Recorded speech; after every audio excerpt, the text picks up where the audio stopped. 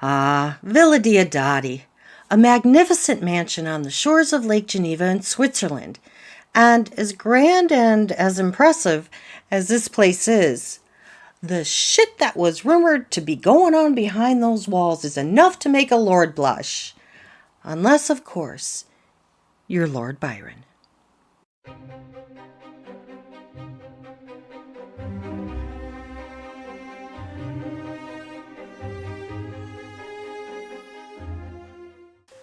Lord Byron, who was born George Gordon Byron on January 22nd, 1788 in London, England, is one of the most celebrated and controversial figures in English literature.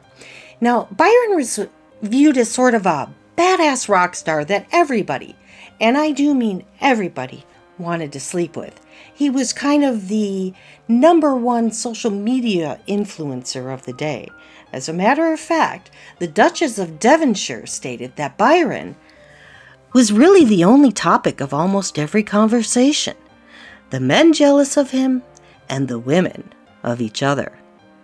And he's probably the only one that ever had hot-footed out of England.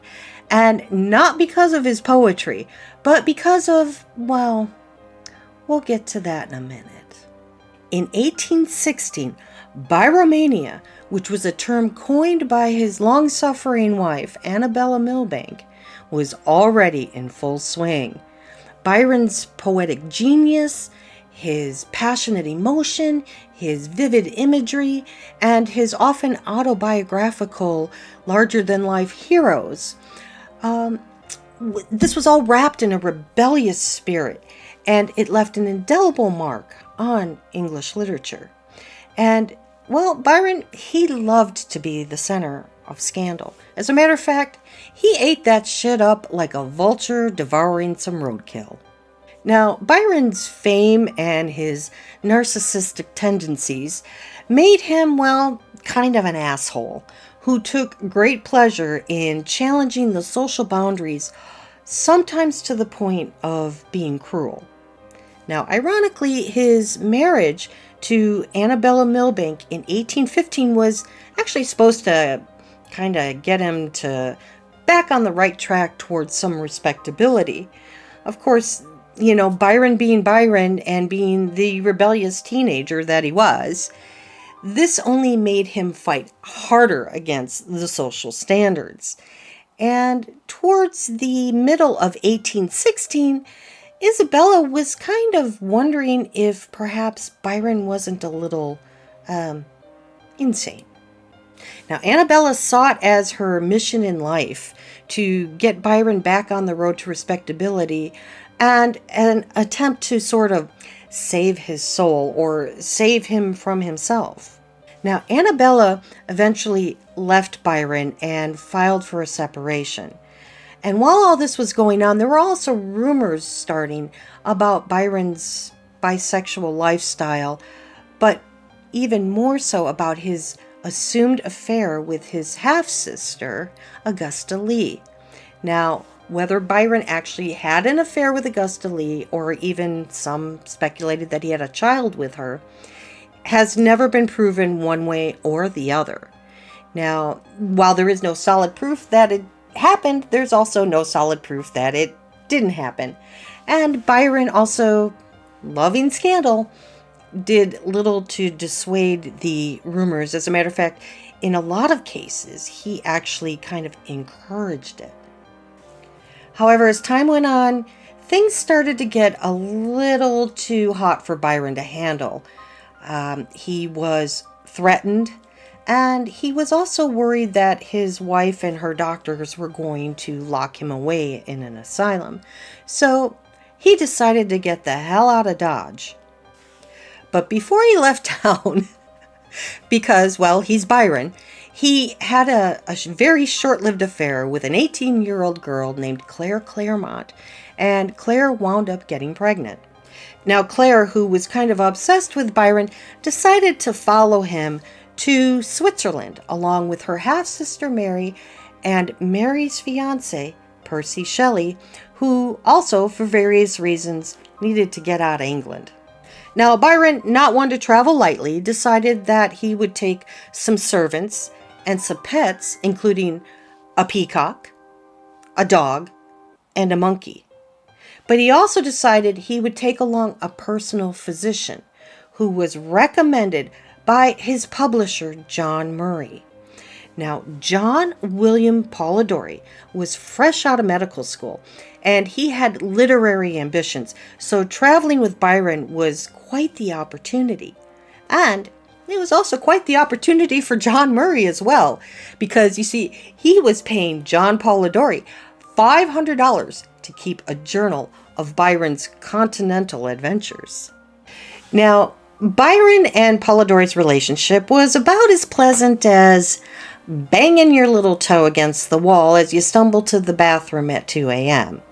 You see, Polidori was a huge fanboy of Byron's, and his worship and admiration started to get on Byron's nerves after a while.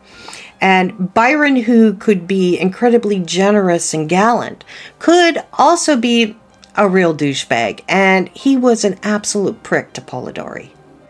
Now, in some ways, Byron and Polidori were very much alike. Polidori, like Byron, was extremely handsome, and in some cases he was accidentally mistaken as Byron, which of course Byron, was really annoyed at. But Polidori, like Byron, was also very vain, and his vanity and his arrogance would often lead to him and Byron having verbal altercations. Now, at one point, Polidori challenged Byron, asking him, "What is there that you can do that I cannot?"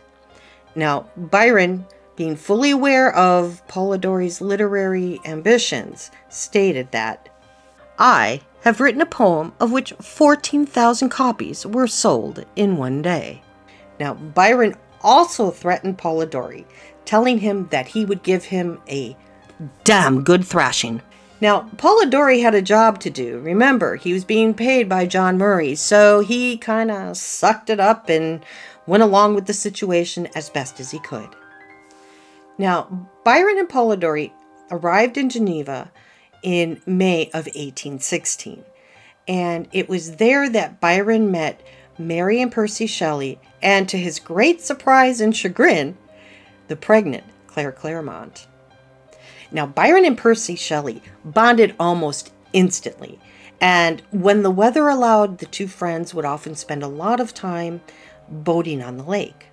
Now, Mary, Percy, and Claire were all staying in a cottage on the lake, and Byron settled in the grand Villa Diodati.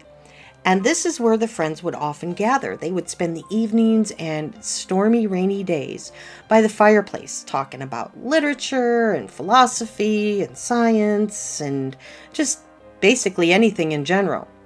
However, Byron's reputation had preceded him. And while they were talking about literature, philosophy, and science, everybody in Lake Geneva was talking about him. And the things that they were talking about were the wild orgies that he was supposedly having with Mary and Claire, and it was even determined that Byron had a harem. Now, Byron stated that his only commerce was limited to the carnal knowledge of Miss C. However, this didn't keep Byron himself from becoming a local attraction. Now, English tourists would flock to Geneva near Villa Diodati, and they would rent telescopes, which they could spy on Villa Diodati from their balconies. Now, whispered stories of the inhabitants' late-night sexual exploits made Byron's retreat far from tranquil, and Byron bitterly complained that there was no stories so absurd that they did not invent at my cost. I believe that they looked upon me as a man-monster. And while Byron may not have been an actual monster, he was certainly responsible for inspiring one. Late one evening, as the rain and the winds were battering against the windows of Villa Diodati, Byron and his friends were by the fireplace reading ghost stories. And Byron decided to throw out the challenge of having everybody write their own ghost story. Now, of course, we know that Mary Shelley wrote Frankenstein, And you may also know that John Polidori also made a contribution. Now, Byron himself didn't write a ghost story, but he did write an apocalyptic poem that was just as haunting that he called Darkness. Now, Darkness was more than just a poem about what was going on outside due to the eruption of Mount Tambora the previous year.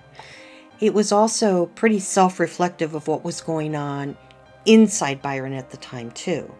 While Byron may have been a party boy on the outside, he was deeply depressed on the inside. The opening lines of Darkness give us kind of an insight into what Byron was struggling with at the time. I had a dream, which was not at all a dream. The bright sun was extinguished, and the stars did wander darkling in the eternal space, rayless and pathless, and the icy earth swung blind and blackening in the moonless air. I mean, come on, it can't get much darker than that. But it did.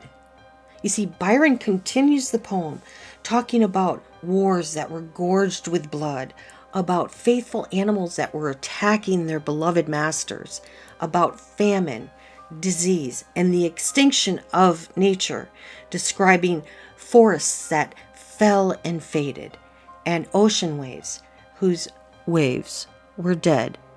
The tides were in their graves. And this funereal forecast was indicative of what was going on with Byron internally. He had fallen from his earlier grace and fame and had become somewhat of a social pariah. But worse than that, he had become an object of vulgar intrigue. He had reached the point in his life where the notoriety that he so often craved was the last thing that he wanted, and he was trying to escape it. But it was clinging to his heels and followed him with every step that he took. Now, this only increased his disdain and his depression, and he began to lash out at others. He gave Polidori the sack, and he became increasingly hostile towards Claire. Now, Claire and Byron's daughter, Alba, was born in Bath on January 12th, 1817. With Byron showing no interest in either Claire or his daughter. Now, Claire, she soon found out that she was unable to care for Alba and made the heartbreaking decision to send her to live with Byron. Now, Byron really didn't want her, but Byron also saw this as a way of really causing some pain to Claire, and so he agreed to take responsibility for her. Now, once Alba was with Byron, he changed her name to Allegra. And while she did live with Byron for a short period, he was often shuffling her to live with different families before finally putting her in a convent and pretty much forgetting about her until she died on April 20th, 1822, at the age of 5. Now, Mary, Percy, and Claire left Switzerland to head back to England in August, and Byron would leave Switzerland in October of that same year. But Byron wasn't taking any fond memories with him. As a matter of fact, he described Switzerland as a cursed, selfish, swinish country of brutes, placed in the most romantic region of the world. I could never bear the inhabitants, and still less their English visitors. Now, Byron would continue to make his way through Europe, spending most of his time in Italy, before moving on to Greece in 1823 in a heroic gesture to help fight for Greece's independence against the Ottomans. Now, sadly, Byron's noble attempts actually were responsible for the defeat of himself. So Byron, the whole time that he was there, was in constant demand for attention, advice, and mostly his money. And the constant stress on Byron really started to affect his mental and his physical well-being. And on February 15th, 1824, he suffered a fit that he detailed as a strong shock of convulsive description. My struggle so violent that several persons could not hold me. Now, Byron would partially recover from this episode and he would go on to continue with his daily affairs, but he would suffer from violent headaches, which may have been in part due to the excessive bleeding by his doctors in an attempt to cure him, to which honestly probably only expedited his death on April 19th, 1824. Though Byron died in Greece, his death sent shockwaves around the world, and his body was sent back to England, but his heart was kept in Missolonghi, where it was buried. Now, Byron's body was buried at St. Mary's Magdalene Church in Nottinghamshire. And what actually killed Byron is still kind of being speculated, though it is generally agreed that he probably died from malaria or a Mediterranean tick fever. And either of these were probably helped along with all the bleeding and purging that his doctors insisted on doing. Now, Byron was a fascinating character. He was cruel and kind in equal measure. And if you'd like a more in-depth video on Byron's life, please let me know in the comments below. And if you'd like to do a little bit of reading on your own, I'll also put my sources down in the comments. And if you like this video, please give it a like and consider subscribing, because there'll be more coming soon on History by the Book. Thank you for watching. Bye-bye.